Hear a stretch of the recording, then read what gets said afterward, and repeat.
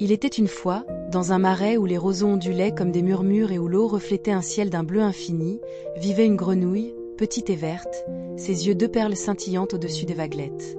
Elle sautillait parmi les nénuphars, coassant ses journées, satisfaite jusqu'à ce qu'un bœuf s'approche lourdement du bord. Une bête de muscles et de puissance, ses sabots s'enfonçant dans la boue, ses cornes incroissant contre le soleil.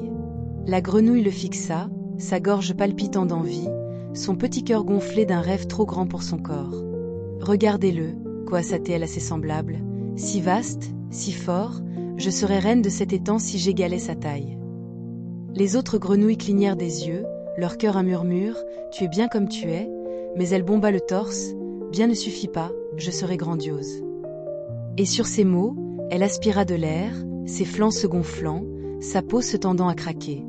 Elle souffla et souffla, son corps s'enflant, « Suis-je aussi grosse que le bœuf maintenant ?»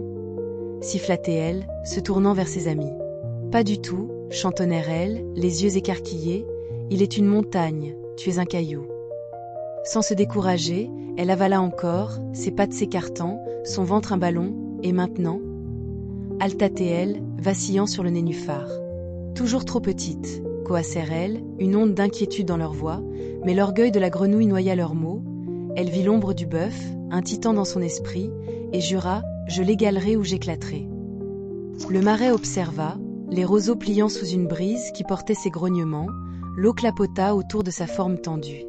Elle inspira plus fort, sa peau s'amincissant, ses yeux saillants comme des lunes, sûrement maintenant. Râla-t-elle, chancelant au bord, jusqu'à ce qu'avec un éclatement qui résonna comme un coup de tonnerre, elle se déchire, son ambition un gâchis humide sombrant dans la vase. Le bœuf continua de paître, indifférent, sa masse une réalité silencieuse, tandis que les grenouilles se serraient, leur coassement une complainte pour la folie de leur ami.